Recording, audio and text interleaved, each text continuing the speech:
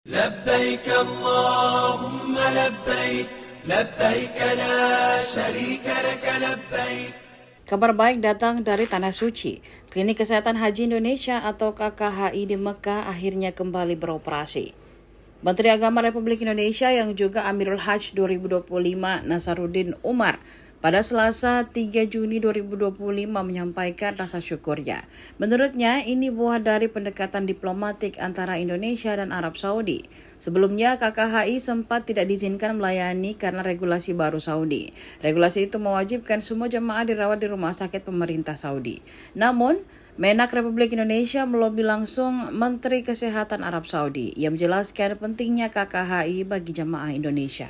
Pertimbangan Saudi Arabia itu sebetulnya untuk kemaslahatan kita semuanya juga ya.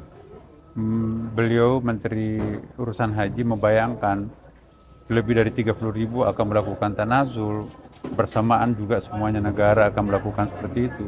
Maka dikhawatirkan akan terjadi pemadatan jalanan dan takutnya nanti kalau ada chaos segala macam, jadi mencegah segala sesuatu yang bisa terjadi. Maka pemerintah Saudi Arabia tengah malam tadi memutuskan tidak ada tanazul, tetapi diminta untuk berdiam di kemah. Dan setelah kami hitung-hitung memang karena jadi isu internasional juga kan, rata-rata mereka semua negara itu akan tanazul. Nah, dalam jalan yang tidak ada perkembangan perluasan tiba-tiba melakukan tanazul. Nanti yang jurus mau pergi melempar dan jurus pulang dari melempar, itu susah mengatur ya. Tidak bisa diprediksi.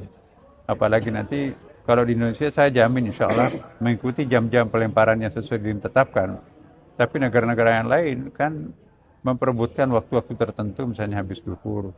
Nah, kita kan juga punya jamnya itu. Jadi kalau nanti jamaah kita itu akan berpapasan dengan orang-orang Afrika, India, Pakistan gede-gede itu, takutnya nanti kita kalah dengan desak-desakan dan dikhawatirkan. Jadi bagi kita buat Indonesia itu kita ambil hikmahnya lah.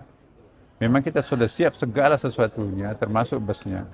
Tetapi setelah kami dibayangkan dengan beberapa macam kemungkinan-kemungkinan dengan mempertimbangkan kebijakan negara lain juga melakukan hal yang sama, akhirnya pemerintah Saudi Arabia menyamakan semuanya. Kalau begitu ditiadakan tanazul tahun ini.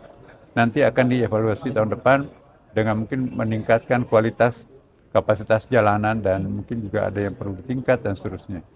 Jadi kita bagi Indonesia ya ambil hikmahnya ya. Tidak mungkin Saudi Arabia akan memberikan suatu solusi yang justru merepotkan tamunya sendiri ya. Ini semata-mata diambil oleh pemerintah Saudi Arabia demi untuk mencegah sesuatu yang bakal bisa terjadi yang di luar perkiraan kita.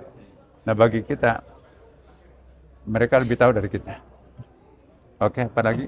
Kalau untuk tenda jemaah yang awalnya tanazul itu sudah disiapkan Pak di Mina, Pak? Iya, memang kan begini. Yang tanazul itu sudah siap dengan segala macamnya di sana. Jadi kalau seandainya ada yang tanazul kemarin itu, kuota makanannya saja yang dipindahkan ke hotelnya. Tapi dapurnya enggak, kasurnya tetap ada di situ, tendanya tetap ada di situ. Jadi bukan berarti bahwa yang 30.000 sekian itu melakukan tanazul otomatis nggak ada kuota kasurnya, tetap ada kasurnya. Ya, jadi begini, yang tanazul itu, ya itu yang mendaftarkan untuk tanazul. Tapi kalau yang mendaftar tanazul itu tiba-tiba mau tidur di kemahnya, masih ada kuota di kemahnya. Tinggal pengaturan makanannya jangan dibawa di hotel. Kan makanannya kan semuanya siap saji tuh. Jadi makanan siap saji. Tidak tertutup kemungkinan juga kalau ada yang mau melakukan tanazul di luar program, ya itu mungkin bisa kita baku atur lagi dengan besok dengan syarikatnya. Jadi masih sangat ada alternatifnya. Cuma secara struktural, secara fungsional, secara instruksional ya, itu kita sudah tidak menganjurkan untuk melakukan tanazul sesuai dengan anjuran pemerintah Saudi. Ya, tetapi kalau ada kepentingan lain, misalnya teman-teman kita melakukan nafas awal dan seterusnya, ya mungkin seperti tahun lalu juga. Tahun lalu kan juga ada tanazul, tapi mandiri, makanannya di hotel itu beli sendiri. Tapi ini kita tidak. Seandainya tanazul ini, tetap makanannya difasilitasi di hotel juga. dan tidak usah mengeluarkan apapun. Kita sudah siapkan semuanya itu. Tetapi karena ini ada larangan untuk melakukan tanazul, maka dikembalikan dalam suasana normal. Jadi tidak ada masalah. Insya Allah tidak ada masalah. KKH ini sudah ada izin operasinya Pak? Nah, ini perlu saya sampaikan.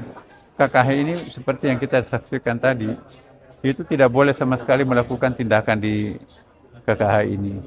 Tapi setelah kita melakukan pendekatan-pendekatan dengan Menteri Kesehatan, langsung ya kemarin, saya didampingi juga oleh Pak Profesor ya, akhirnya kita berikan keyakinan bahwa kebanyakan jamaah kami itu bukan saja tidak bisa bahasa Arab, bahasa Indonesia pun juga seperti yang kita wawancari tadi kan, dia nggak bisa bahasa Indonesia, hanya bisa bahasa Jawa ya, tanpa pendamping. Nah, kalaupun ada pendampingnya pun juga siapa, dan akhirnya banyak jamaah kita itu, ada beberapa jamaah kita itu diduga mereka itu menahan penyakitnya karena takut dibawa ke rumah sakit. Rumah sakit di situ dirawat oleh orang yang tidak ngerti bahasanya dan tidak ada pendampingnya. Nah, sekarang dengan adanya aktif kembali ini, maka penyakit-penyakit yang tidak mesti harus langsung dirujuk di sini saja itu sudah bisa kembali lagi ke kemahnya, itu kan lebih baik. Kecuali memang ada 2-3 pasien di sini yang memang harus dirujuk ke rumah sakit karena peralatan, misalnya cuci darah di sini kan nggak ada ya, memang harus dirujuk ke rumah sakit. Dan saya menganggap bahwa kebijakan saudara itu untuk demi kepentingan pasien itu sendiri ya. Jadi kita harus baik sangka juga kepada pemerintah Saudi bahwa semua kebijakan dilakukan itu untuk kemaslahatan tamunya sendiri yaitu jemaah haji. Oke? Download Tribun X sekarang. Menghadirkan lokal menjadi Indonesia.